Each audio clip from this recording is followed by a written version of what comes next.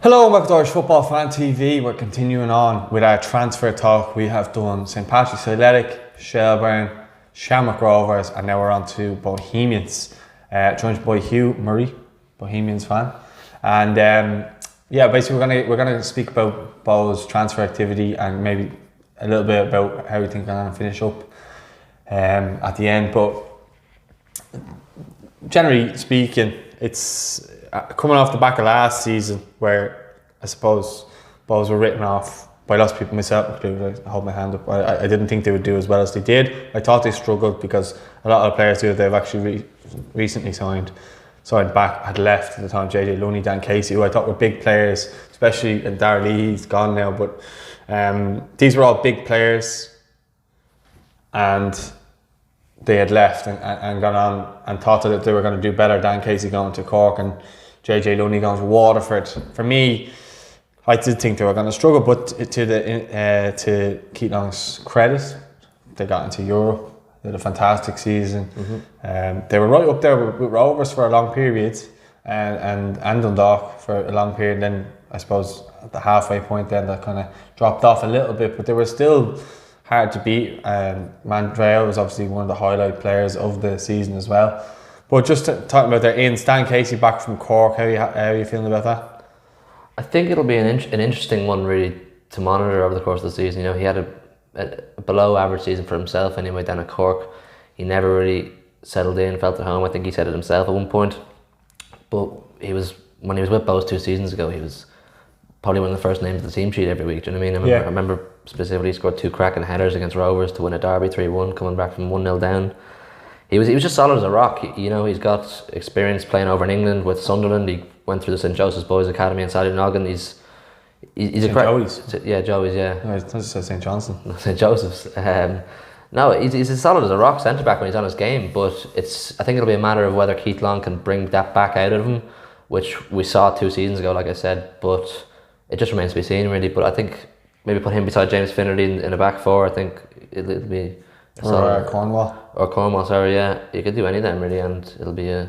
Well, they've strengthened numbers, I think, this season now, which was what they didn't have, and people were saying like if they got injuries and so on, that's probably what's going to happen. They got Anto Breslin in from Longford, Glenn McCauley, who I thought was quite exciting at Pats, came from Liverpool, banging in goals at Liverpool, came to Pats, done okay. I was surprised to see him go because I was a bit underwhelmed with McCauley at Pats. I went to see him in a game where they lost 3-0 in UCD, and his attitude maybe was a bit poor. I don't think he ever settled in at Pats the way he would have liked it, and I think going to Bohs, it'll be a fresh start for him. I think Keith Long has proved himself as a manager that he can bring out the best in young players. You know, we've seen it from the likes of Lyons, Mandreo, Danny Grant. I think they have a lot of attacking options with players like Mandrew and Grant, but I think there's more of an opportunity for McCauley to prosper and develop as a mature player than there was maybe at Pats. So I think it might have been as well the fact that Stephen O'Donnell came in not long after Harry Kenny had signed McCauley, because he was Harry Kenny signed, not O'Donnell's. But such is life. JJ Luney back from Waterford probably was the standout midfielder when he just kind of went on that run in the second half of the season, the season before. Yeah. I remember he was banging in goals at one point. He was. But he's generally the sitter in midfield. Now, credit to Keith Long and his recruitment. They got Conor Levinson in there, and he's been excellent. All the fans rave about how good he is. Terrific lad. He's a nice fella as well. I know him well. But I'm most excited. Obviously, it is great to see so many players coming in. You know, Casey, McCauley, Luney, and even Twardick. I'm looking forward to seeing.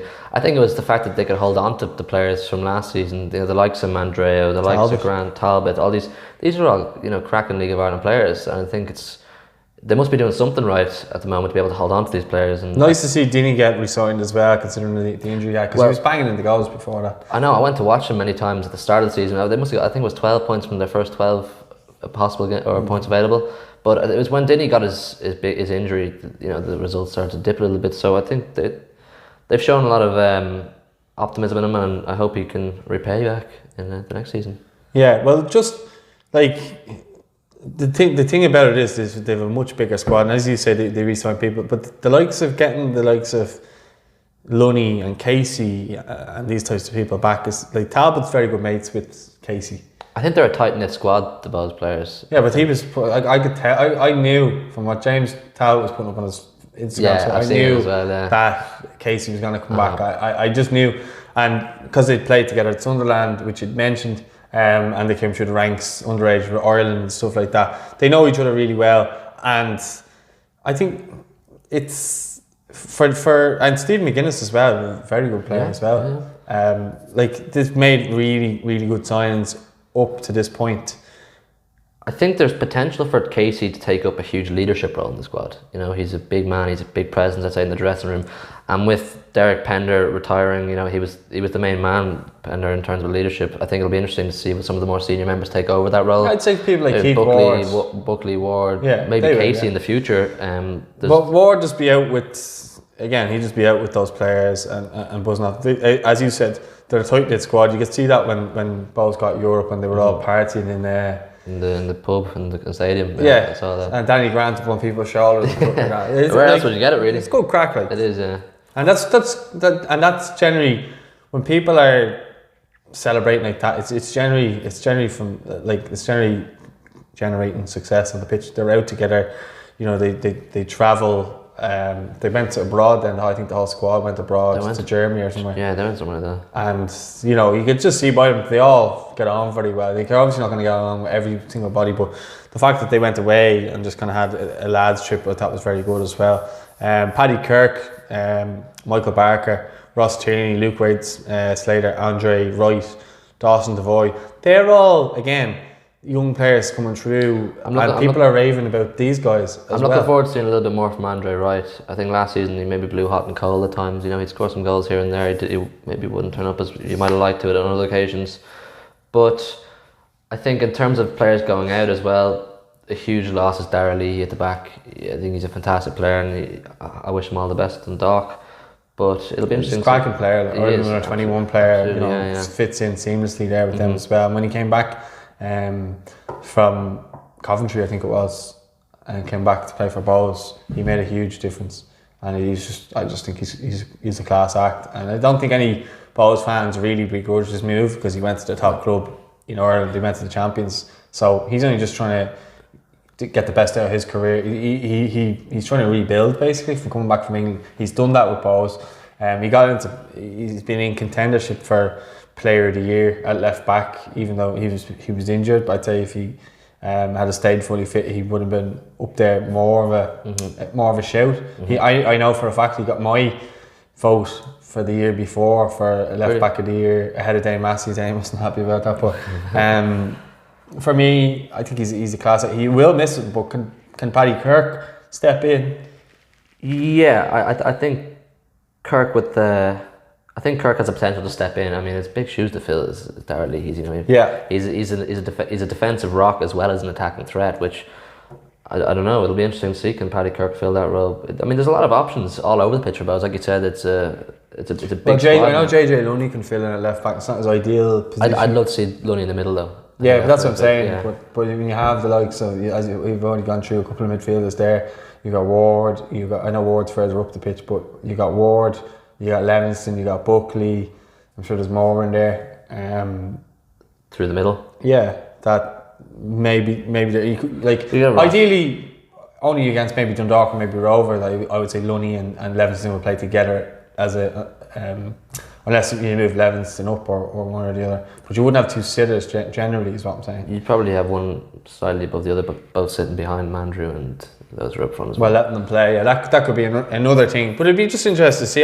If I was a Bohs fan now, I'd be very excited at the squad that they've assembled and the fact that the players that they've re-signed. James Talbot, I think, was massive as well for that's Bohs. Huge. I mean, he has the potential to go over to England at some point if he. Well, he was called to play for Ireland. I know. I mean, it's for Bohs players, it's huge. But yeah, no, Shane Supple, same thing. Yeah, he was a special keeper though. But we spoke about Leahy and Kirk and Phil them shoes. It'd be interesting to see how that works out. But like I just thought that Talbot came in and to be the one that fills the shoes of Shane Supple and did it so well. Oh, from Like, the start, he's an absolute cult hero. But he's definitely captured the love of the fans. You know, he's probably enjoyed Eamon Park at times. You know, I mean, he said it himself. He gets on great with the fans. He is a fan really himself. You know, he loves wearing the shirt. He dies in the shirt every time. I think he found the love of football again with Bohs. Yeah, I think he fell out of love. I don't quote me on this because I know he's playing GAA and stuff, but Bohs said, you know, we want you, whatever, and I think the fans got right back behind him, and you could just tell now he loves being there and he loves that club. A bit like Jack Byrne coming back with Shamrock Rovers. I mean, we won't talk about Rovers in this video, but I'm just using that as an example. Like, I see him, he's going to with, and credit to the work that Bohs do within their community. Bringing people to schools and stuff like that, and Talbot was always one that was being brought into the schools to meet the kids and everything like that. And you gotta say, you gotta appreciate that's promoting the game. And even with St. Kevin's, and I know St. Kevin's have that link with Bohs, but like, you see him, like I seen something shared there the other day where he came down out of his own time to go and talk to the younger kids, keepers, give them signed gloves. And it might not be a big deal to him. It means the world. But it means the world to them, and it's something that they'll always remember. And when they're older, they'll go back and they may see him and say, "Oh, when we were kids, you know, you gave us these gloves and stuff like that." That type of thing. I spoke with the lads. I am going to delve into Rovers a tiny bit here, but I did speak about, you know, maybe like having these people on billboards around the stadium, these poster boys, the likes of Talbots or your Mandreos, that they should be promoted a bit more in terms of, you know, kids who are young Bohs fans should want to be the next Talbot, the next Mandreo, the next whoever. And it's just, I'm not criticising Bohs here. I'm just saying that every club should be trying to put people out there on a pedestal that these are the poster boys of the club, and everyone wants to go and get a Mandreo on the back or whatever, that type of thing. I know you can't really get names, but maybe that's another thing that they should look into doing as well. So you're saying they should idolise the players a bit more, make them... I think every club should be doing it with their star players. The same way they do in England and all these kind of things. Pretty much, yes. Yeah, absolutely, I agree. Even if it's not billboards, because it means young kids want to be like that. Then, you know, they're going to want to play Instagram posts or whatever. Absolutely, more of, you know, creative designs of these players and that type of thing. Do you know what I mean? Well, I would prefer to see it around the stadium. Just a picture of them and, you know, Bohemians against whoever next game, blah blah blah, and the date, and a picture of Mandreo and Talbot or something like along those lines. I think it would work well, but I'm not the marketing manager or anything like that for the clubs, so I can't be the one to say it. But if there is anyone watching that may be able to do that, it might be an idea for you. Anyway, just to go out. Sorry, I went a bit of a tangent there. But just in terms of Bohs, then. We've gone through the players, we've gone through the re-sign, we've gone through the outs and ins. They probably will still add before the end of the season. Before the end of the transfer window. I think another striker wouldn't be a bad shout, maybe. Yeah. Well, they have Wright and they have Dinny and McCauley, so they have three fairly good ones. McCauley spent a lot of time playing on the left wing at Pats. I don't know what long plans are for him. As far as I know, he's a centre forward. But prediction wise, you're in Europe. That'll be good. Some European nights in Dalymount would be good. Definitely long overdue anyway. Prediction wise, I think hand on heart, I think Dundalk and Rovers will be the main title challengers. I think they'll be challenging each other neck and neck. I expect Rovers to compete with Dundalk maybe a bit more than they did last season, close the points gap. I think same again in terms of the league. Third place, secure European football further for the following season. I think that's a success in its own right with the amenities Dundalk or Bohs have at their disposal at the moment. But I think having been knocked out of 2 FAI Cup semi-finals 2 years in a row, I'd love to see them put some huge focus on the Cup and European football. Obviously, maybe you can get through the first round of qualifiers. Financially and excitement-wise, that's a huge success for Bohs. Yeah, position-wise... In the table? If you were to pick a position that they could potentially finish. No one's going to hang you at the end of the season for it, don't worry. I'd love to say second, but I think third is really more... Head over heart. I think third or fourth is realistic, but please go. With Europe? With Europe, yeah. Okay. With Europe. Oh, that's fair enough. What do you think yourself? I don't know. I think Europe might mess them up a little bit, like it did with Pats a little bit. But I think 4th or 5th would be fairly decent. I think Derry might capitalise on the fact that Bohs are in Europe. They're definitely a dark horse, I think, this coming season. They might surprise a few people. That's just kind of how I think. Again, I can't really. I couldn't. I said that they'd finished near the bottom last year, and they finished. Many did. You weren't the only one, to be fair. They surprised a lot of people. Yeah, I mean, but like I like Bohs, and I'd like to see them do well. In terms of I know a lot of their players, and I get along well with their players now. So I'd like to see them have a decent season, decent European run, do well in Europe, and as long as they just don't beat Shells again like last year, because that wasn't a good feeling at all. But other than that, yeah, if they finished in the top 4 or 5, I think that's a good season, and they can build on that again. Absolutely, yeah, I agree. Definitely. Yeah. Let us know your thoughts in the comments, and if you're liking these transfer talk videos, let us know. If you support any of the other clubs, maybe Derry, Sligo, Waterford, these types of clubs who we generally don't have a lot of people supporting them in Dublin. But if you do live in Dublin and you may support them, want to give us a shout, come in and talk about like Hugh's done now with Bohs. And let us know your thoughts in the comments. Don't forget to like and subscribe. We'll speak to you soon. Thanks for watching.